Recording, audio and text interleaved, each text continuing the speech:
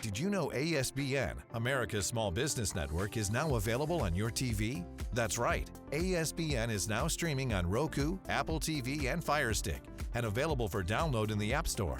Scan the QR code to download the ASBN app today. Thanks for joining us for another edition of The Small Business Show with Jim Fitzpatrick, exclusively on ASBN.com. Hey everyone, Jim Fitzpatrick. Thanks so much for tuning in to another edition of the Small Business Show right here exclusively at ASBN.com and now streaming on Roku, Fire TV, and Apple TV.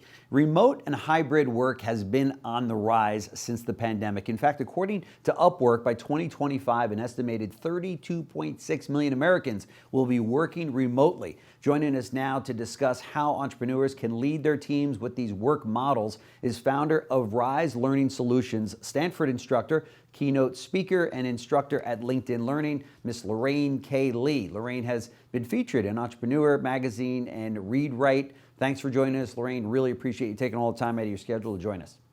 Of course, I'm so happy to be here. Yeah, so before we start, for those people that are not as familiar with you as we are here at the show, tell us a little bit about yourself.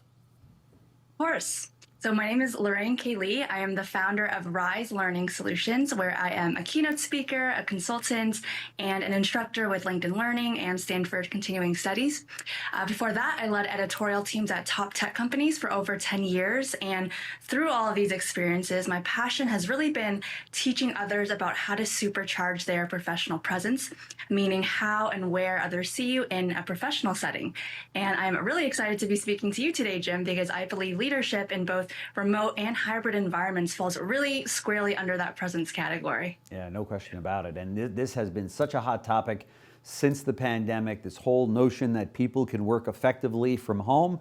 You know, I'm an old timer, so I'm scratching my head going, how is this going to work? I know if I were at home, I wouldn't work that well. You know, the dog walks might be longer, my coffees might be longer. I don't know that I'd get out of bed, you know, at 6 o'clock if in the event I'm just rolling into the next room to work. Sure, yeah. So all of those things are, you know, on the minds of entrepreneurs and business owners alike. So tell us a little bit about how can entrepreneurs adapt, you know, their leadership style for a virtual or hybrid work environment. So I would say the fundamentals of leadership are still the same. So you still need to have empathy. You need to be a strong communicator. You need to be able to collaborate well with others. One of the biggest things that has changed, though, since we all went virtual and hybrid is that if you want to lead well, you need to be a lot more intentional about it. For example, you might be in the office one day and you need to share an update with your team. Well, now you also need to think about your remote employees and make sure you're communicating the updates to them. Or maybe your team is now feeling a little bit uneasy about their work performance because they don't get that immediate feedback from you being in the office every day. So now perhaps you need to set up more regular check-ins to give them both, you know, constructive and positive feedback. One thing I do want to call out that most leaders, most entrepreneurs I see struggling with when we make the switch from entirely in-person to virtual or hybrid is the issue of trust.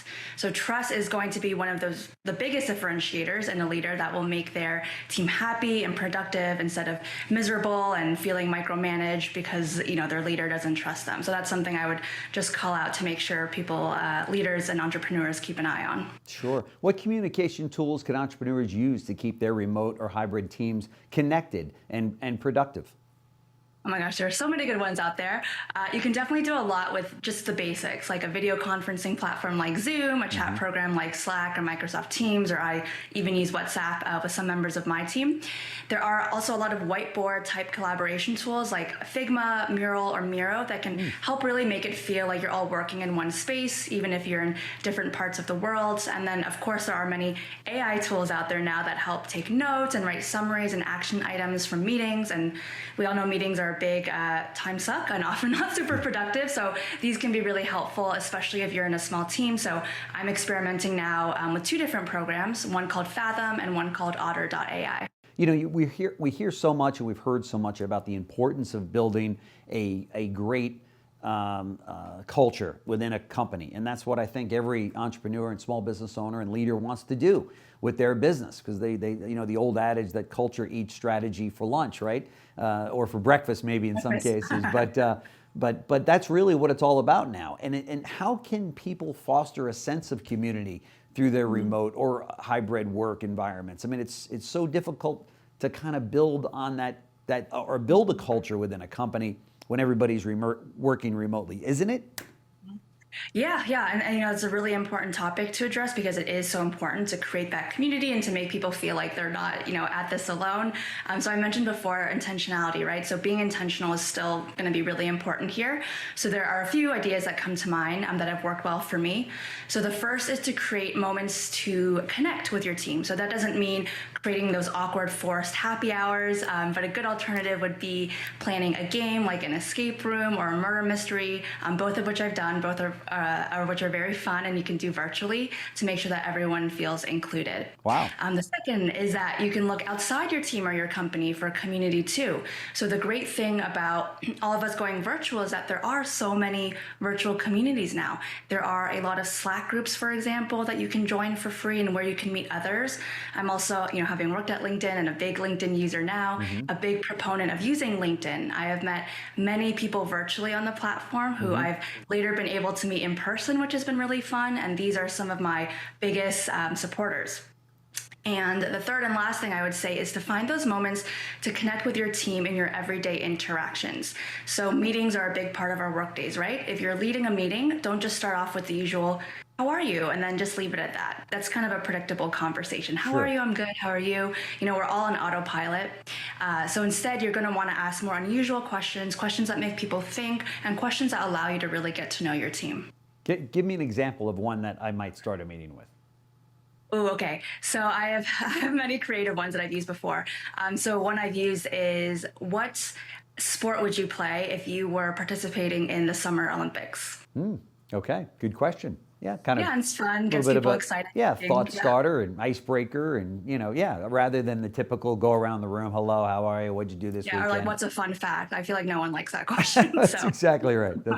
Yeah. What other advice would you give to entrepreneurs who are transitioning to remote or hybrid work models? Because this is something that, man, a lot of my friends that are running businesses that are in this situation, it makes them very nervous. Sure. So the first thing I would say is to embrace a virtual first mindset and to understand that there are a lot of benefits to virtual that you might not get in person. I think the initial response or reaction for people is to think that in person is always going to be better, but that's not always the case. You get a lot more talent, a lot more diversity of ideas when you can kind of expand who you're working with. And again, it really goes back to that intentionality piece. To make virtual and hybrid work well for everyone, you really have to create policies and expectations so that everyone is on the same page, and then leadership needs to model it from the top down. You want to make sure you're documenting everything and over communicating everything, and it's going to help people in your team feel more comfortable with the change because change is often difficult, and your team is going to really appreciate that trust and transparency. Sure. All great tips. Let me ask you this. We hear so much about, actually, I think there's a lot of people that are confused because you'll see the media will do a report that says, oh, everybody's trending, companies are trending that they want to get people back into their offices and such. And then the next report you'll hear, no, more and more companies are now allowing their employees to work remotely. Yeah. Do you know the real deal on this? What is the trend? Is the trend that people are going back into their offices at least a few days a week, or are companies completely shutting down their offices and saying, we don't need offices, everybody's working well from their home? Yeah, hard to say. There's so many, it depends on the industry, right? There's so many different options you can have. I think what I'm seeing, at least in tech, is either virtual first, remote, or hybrid.